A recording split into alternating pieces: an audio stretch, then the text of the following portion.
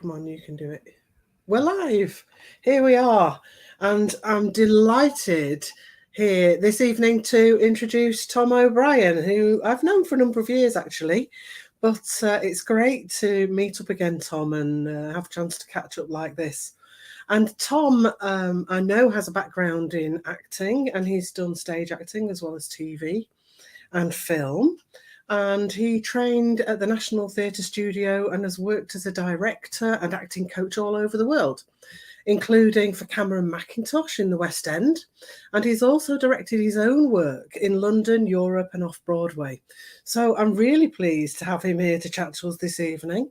If you're out there watching, then please do chip in and you can comment and ask questions, and I'm sure we can get to those at the end. So welcome, Tom. Great to see you. Hi, and thanks so much for having me on here. It's so nice to see you. We've had a relationship in lots of different ways, haven't we? From my teacher at school for a very brief period. I don't know if you remember that. It was like vaguely, yeah. I think it was for like a year or something. Don't make me feel too old, Tom. Don't make me feel too old. I won't. I'll try not to. But yeah, for a year, and then also I remember. Being very influential. I can't speak today. You being influential in my sort of like growing up, because you were in the community theatre groups that we did together, and also I know as a singing teacher, we're always around the arts in my younger years, and it's really lovely to reconnect in this way. And I know I love the work that you're doing. I follow your Instagram, and it's so inspiring to read what you're doing and how you're helping and serving and using the voice as a coach as well. I think it's I think we'll find we have some things in common here, although obviously in different areas that we're working.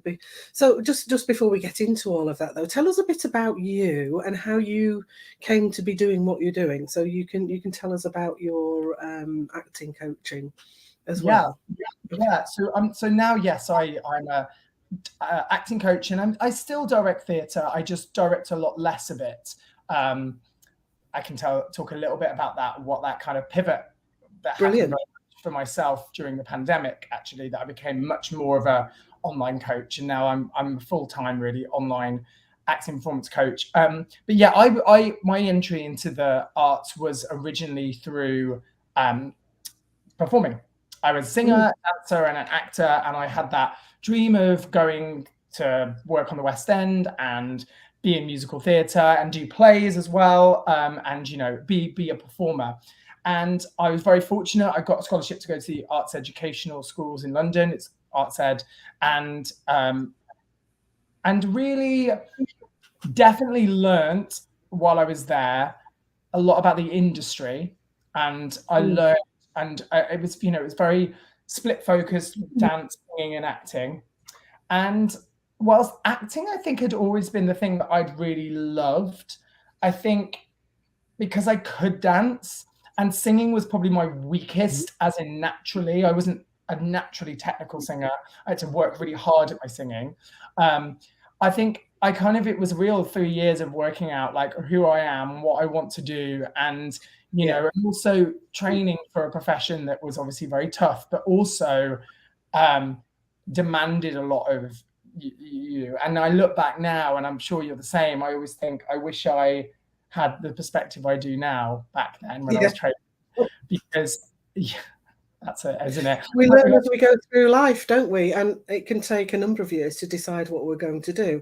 I mean, I started out as a chemistry teacher in another life, and now I'm a singing and voice trainer and also a life coach. So it's funny how things work out, So nothing is irrevocable, though, in life, is it? And we go through this journey, and we can change as we go along. And I think that's what makes it exciting, really. And you've had a similar sort of evolution in that. Yeah, absolutely. And I love that. And I think so. That's why I'm quite inspired by what you do, because I met you as a chemistry teacher, then singing teacher, and life coaching. And I've done this, I basically performed for about 5 years. I was in musical theatre. I did, shows like Mamma Mia, Seven Brides, Seven Brothers. I did some Shakespeare. I was fortunate to work. I had my down periods and times when I was out of work. But I've really started to feel frustrated. I felt like I couldn't quite imagine myself evolving into a leading part. So I couldn't really see myself there. And for me, when I feel like I'm repeating myself, or I'm, you know, not good, you know, things aren't good, I feel it in my body. I feel like quite anxious, or I feel like I can actually feel stuck. Literally, I feel like I'm quite connected to my body. Maybe it was because of being a dancer for so many years, but I'm like, oh, and I remember having that feeling, and I went on a bit of a journey of being lost. And a coach that I've worked with always says, you've got to have the breakdown before the breakthrough. And I think I had that breakdown of like, what am I going to do? Everything. And this is something I try and help with people I coach, is we can sometimes be attached to the idea or the dream that we had when we were a certain age that's no longer serving us. And we can actually suffer because we're trying to maintain that dream, which was mine, was to be in the West End. And I performed in big shows. I hadn't technically done a West End show. So I was sort of holding on to that as a performer, going, but I haven't had my West End show, but I'm also really unhappy and I'm not enjoying this and I'm feeling creatively stunted. I became more interested in what other actors were doing, like bigger picture, the story, you know, like what was happening for the audience when they were watching a piece of theatre. You know, that's really what started to inspire me, rather than being the actor in it. And I believe that, you know, to be an actor, you have to be very present, you need to be very embodied, and you need to be able to lose yourself in that character. And I couldn't do that. So it was, as I went to go and train as a director, I sought out, you know, I trained as a performer. I was still very in my head. I was very critical, and I had lots of like, you know, niggles about my performances. And I was like, how do I help actors, you know, get out of their head and into their bodies? If I want to, you know, direct, I want my actors to be so connected. How do I do that? Because I don't feel that. So I met an amazing woman called Ellen Bowman, who had a company called Living Pictures. Right. And she trained directors. So she trained directors like Katie Mitchell and Ian Rickson, who directed like Jerusalem, and really big theatre directors. And what with her company, what she did, she taught them how to be actors, and she taught them an embodied process, which is all about imagery, the mind, and how by focusing on specific imagery, it creates sensation and feeling in the body to help the actor get into the state of the character. And it was a much more in-depth, sort of almost scientific way of approaching acting. And so I worked with her, and that really helped me as a director. And then I, you know, went on to train at the National Theatre. I directed new plays. I then, you know, I went away from musical theatre completely. Like I didn't. I think I did one show as an associate director of Theatre Clwyd in Wales. But then I didn't go back into musical theatre until I started working with Cameron Mackintosh in like 2017. So like 2016. So about 6 years into my directing. And then, so I kind of went, once I'd worked out my craft, I was to go really far away. I was doing like, you know, new pieces of writing above a pub, you know, doing like really going to not to basics, but having to really, I think, stretch myself as a director, and then found myself more going back to commercial theatre. So sorry, I hope that's clear. I kind of no, that's fantastic. I mean, it's great to hear about your journey, and you're obviously very passionate about what you do. I like the idea of the embodied process. Obviously, I don't know all about it. I'm not trained in that, but very much what I do is help people to get in touch with what's going on inside. You know, you change the thought, you change the emotion, you change the way things come out. It's very much a neurological process, and that's with singing and speaking the same way. So does that link in with the Stanislavski work that you've done? I was lucky enough to work with somebody in Liverpool who'd done a lot of Stanislavski. Well, you know Ellen, don't you? Yes. At Liverpool, you came to Liverpool to do and he was very Stanislavski, Uta Hagen, that kind of methodology. But does what you're talking about, is that very different, or does it fit in nicely with that? It fits in really nicely, actually. I remember talking to Alan about this a lot. So Stanislavski, in his later life, developed so the thing about Stanislavski, which I think is really interesting for any students watching, or it's like any method. It's like there is so many evolutions of that method when another practitioner takes on that method, right? You as yourself as a teacher, as a coach, you bring yourself to the work, even though you have all these methods, right? And it's the same for anyone. And so Stanislavski, I believe, from a lot of in-depth study of what he was doing, was always evolving and always searching for the quest about how to get naturalistic, truthful, believable performances from actors. And as he got older and developed, he shifted. So the Stanislavski work that I did with Ellen Bowman, because she basically trained with Sam Cogan from the Science School of Acting. Sam Cogan trained with Maria Knebel, and Maria Knebel trained with Stanislavski. So I felt very fortunate to have this sort of like direct lineage to the process. Amazing. Handed down and tweaked and inspired in the same way as when I teach process, it's changed and adapted. But it's all about embodiment and using the body to analyze rather than the mind. So, which a lot of his early work, and I know especially some of the Uta Hagen stuff that worked, is based on his early work, is very much about the mind. So action and uniting, the whole find the action. Yeah, which is great and super important, but it can throw actors into their heads quite easily. I can understand that, yeah.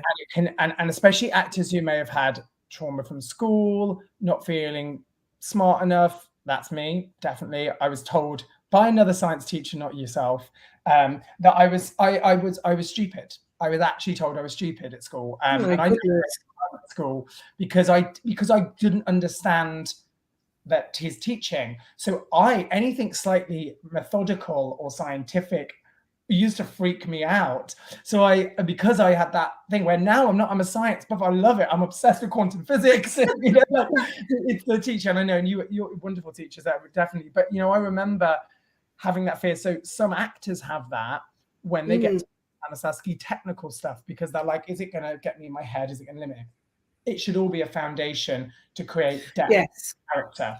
And what the latest stuff that I did is all about actively analyzing it in the body. So we will look at how beliefs show up in the body, and then we will improvise a lot more around a scene, because the body then is navigating its way through the scene. Yes. So we'll use exercises. So I have a digital course as well, which is for actors. And when I created that, I was like, I wanted to work out a way of actors being able to explore with their bodies at characters in their own room and when they're at home, preparing for a self-tape or preparing. That sounds fantastic. You'll have to put the details of that in the comments afterwards, Tom. But I really like the idea of going with the body, because going for, although the actioning is very useful, it can be quite abstract, can't it? Yeah. And you're trying to think up a word to explain what you're doing, what we call a transitive verb, or I don't know, I challenge you, not pity you, I challenge you, I beg you, I ask you is a very weak one, but any of those sorts of words. And it can work to a certain extent, but we need something more. Exactly. And the feeling, and what I get actors to do is to feel it first and then label the word. Then find the word. So allow the body, because and then I talk about a lot about the germ of the character. What's the verb that generates from them? What germinates from them as well. So what I'll try and do is, I'll try and work with the body first. What's that feeling? Feel it out. Literally, what is that? Because that's where it's coming from. Because what we're trying to do is create what is in the character's subconscious, unconscious, or conscious. Yeah, and to be authentic with that. So we have to find something within ourselves to do that, don't we? And this is absolute gold dust for anyone out there teaching musical theatre as well, because I know quite a lot of the teachers who have a look at my page will be doing that. So it's a really interesting process. I'd love to learn more about that. But What have been your favourite projects as a director so Um, far to date? Been yeah, a so while. I've for different reasons. So working backwards, I think there's 3 projects that I've worked on that have been instrumental in changing the way I perceived, things.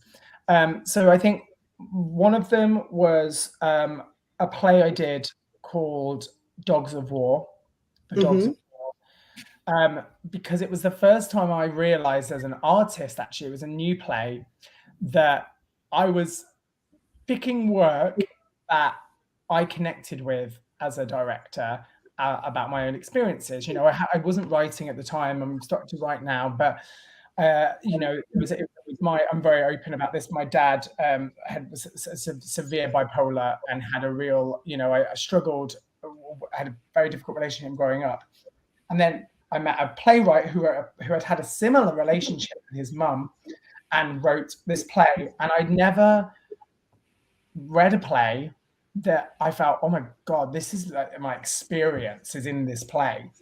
And it scared me. It really Yes. scared me. It made me go, I always want to do this because I've got to go there. So and I didn't want it to be about me. I didn't want the actors who I was working with to be aware of, that this was my story necessarily. It wasn't my story, but I very, very close to home. So Mm. why was very good? Because I had to really use process to distance myself from it, even though I knew intuitively I was obviously making choices in the show, from the color of the table to an actor's performance. It was really interesting. But what it meant was, because we were trying to depict something that was truthful, because my lived experience was there, I could encourage the actors to be braver and bolder, because I knew that nothing was going to be as extreme as what I'd experienced. So why it was a pivot for me was, it was the first time I'd done a play that I consciously knew was, relative to my experience, and it made me be braver, but it also was tougher, and I had to have that place for the first time. I was really going, okay, how do I look after my mental health as a director?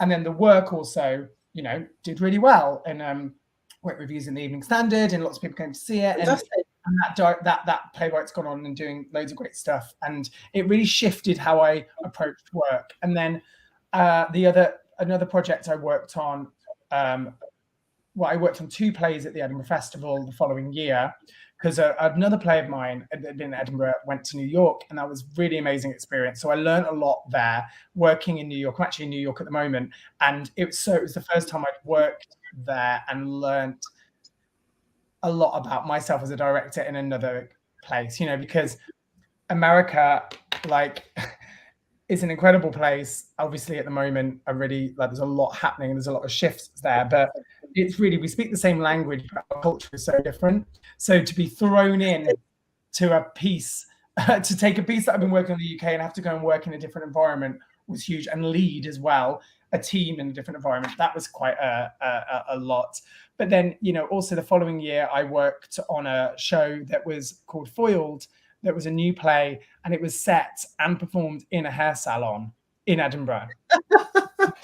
It was a working hair salon, and we took over the hair salon for an hour. Amazing. To be a BBC radio series, and so it did really well. It got pick of the fringe, and and why I look at that, it was the first comedy I worked on, first outright. The writer was a comedy writer for the BBC, and it was so joyous. And that's when I started to have a bit more fun in my work.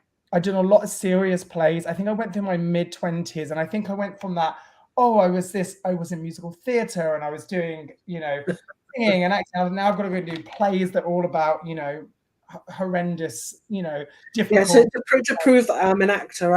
Yeah, and to prove that I could direct, and I could actually. And to direct, sorry, yeah.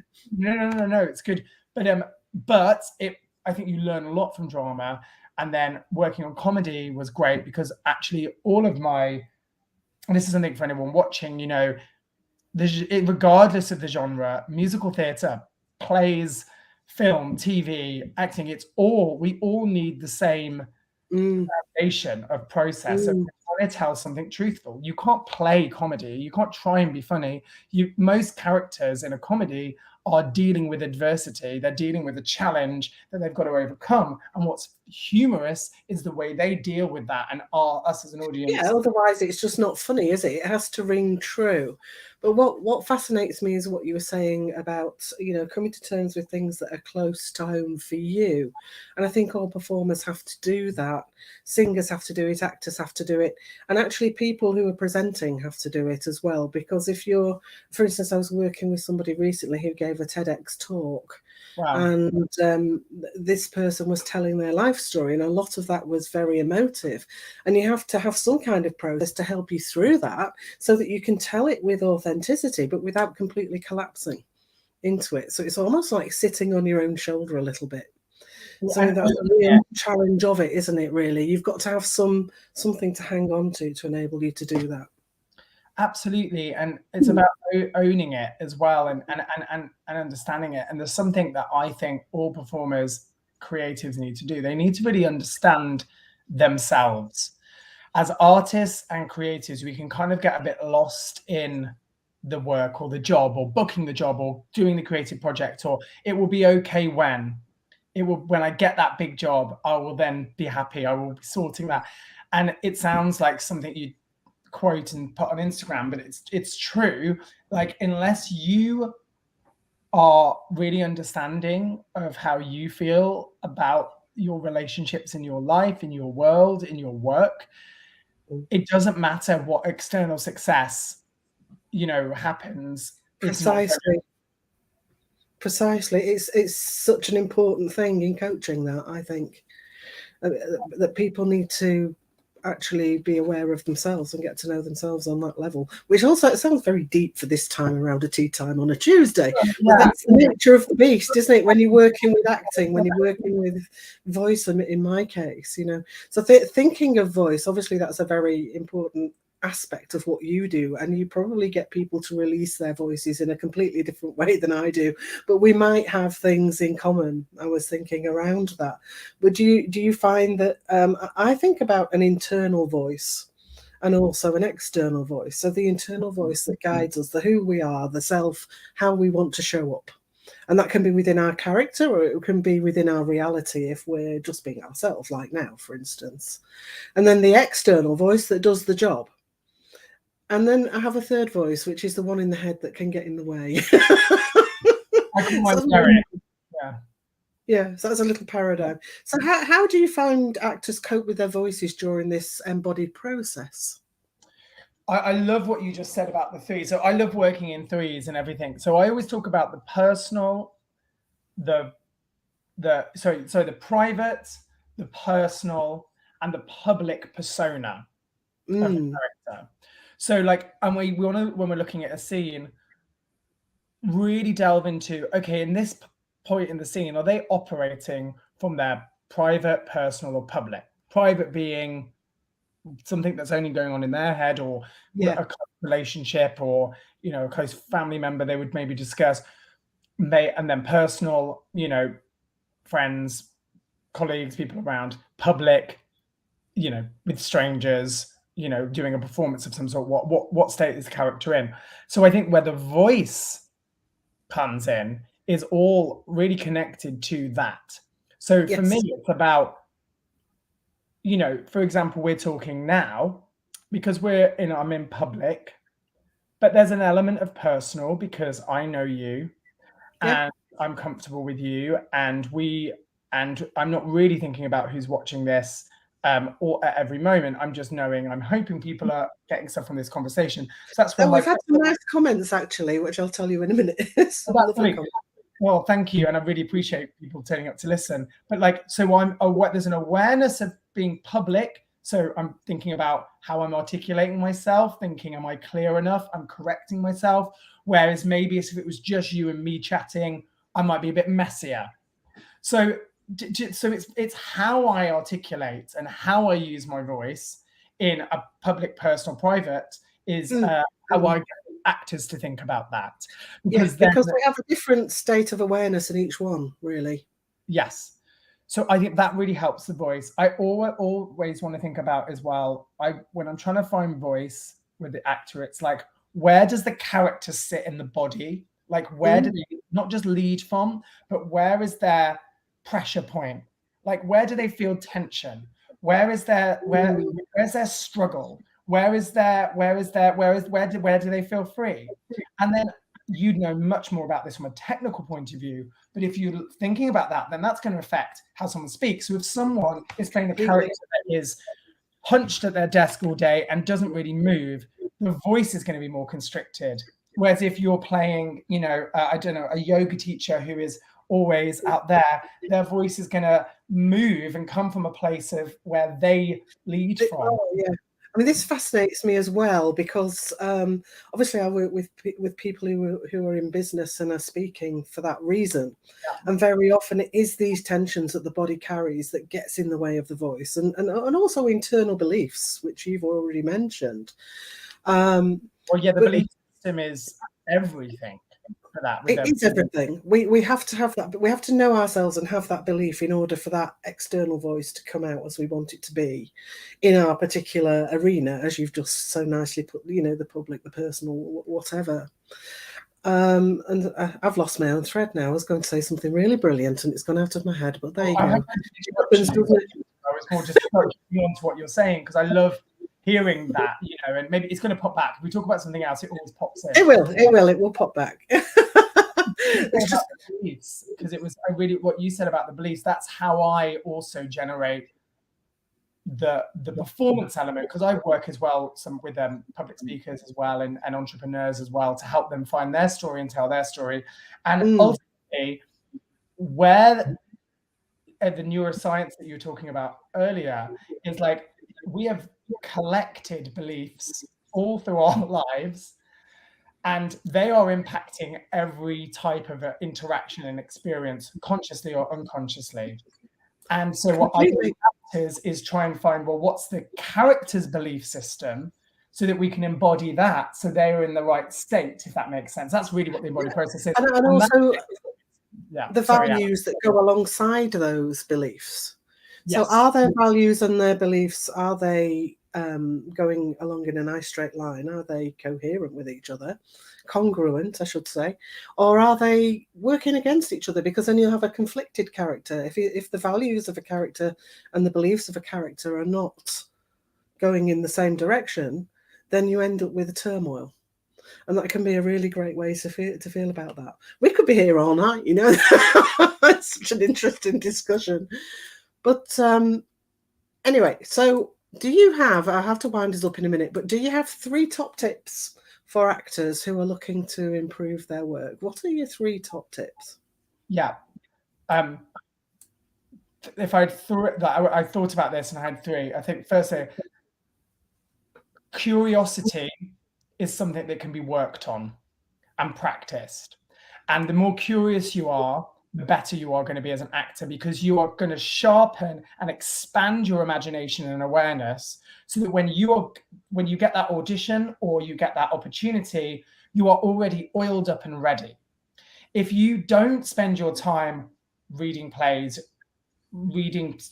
out loud, and I keep saying use plays, playing with plays, remember it's a play, not a think, you know, stretching your curiosity for characters and story and development and psychology of characters, that's not only going to serve you when the job or the audition comes up, but for the rest, because you're just used to being in that curiosity, that place of questions, and it will also help you grow and develop. Because what can happen then is, if we don't foster that curiosity, when the opportunity comes up for us to deliver, we're not used to it, and the tension and the pressure is too much. So curiosity is the first one. I think that it is. Always check in with your why. So this is a lot of self-development, I understand, but it is really key, because I just do not believe, I've been in the presence of a lot of successful actors, like really famous actors who are doing really well. And I've known that there's things that I've noticed in all of them that I've kind of gone, okay, well, I want to find out how they do that, because that's how I can help actors. And another one is that they understand their why they're doing a project. And I've got 3 things to ask that you should always ask yourself if you're going to take a job as an actor, I believe. Does it pay?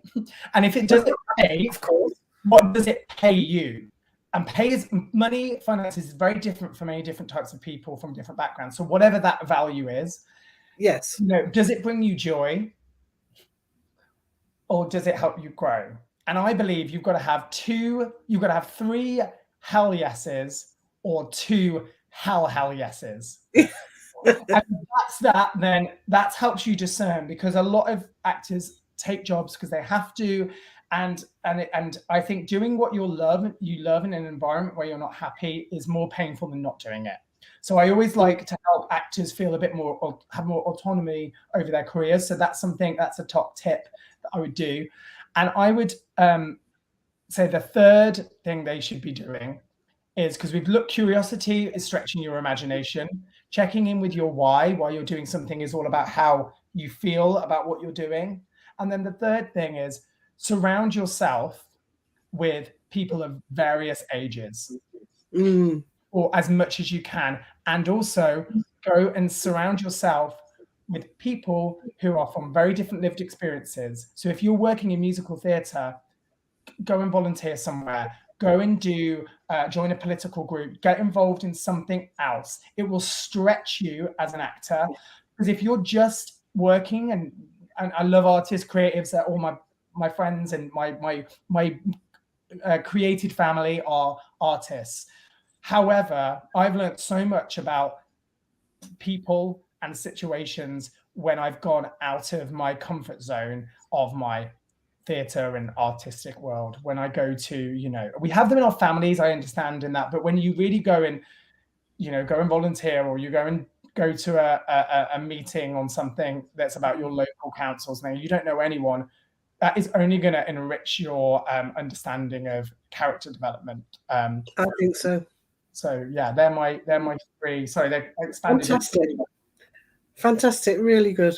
So unfortunately, I have to say goodbye now, otherwise we'll be here all evening. But I'd just like to thank you very much, Tom, for taking time out of your busy schedule, because what time is it in New York at the moment? It's 1:20. It's 1:20.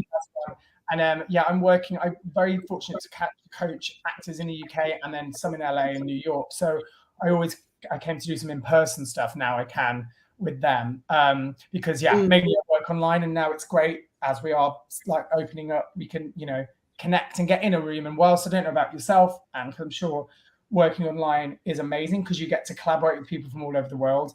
But it's been fantastic. Yeah, it's really, and more people are willing to do it now. It's probably the one thing that the whole COVID debacle has done. It's opened up working online because everybody had to do it. Now everybody can do it. So that's been great. But that's how, if anybody is interested, I have a website as well, and people can interact with my stuff there. I have for actors, I'm always a big believer in, yes, I do coaching, but I always think, what would I have liked if I was a young actor? And people can sign up to my mailing list as well. And I do weekly newsletters, and there's a free how to speak confidently and authentically on camera that you get with that. So just saying, if anybody's interested, and I'll also put the details of my digital course as well, which students get 50% off as well. Brilliant.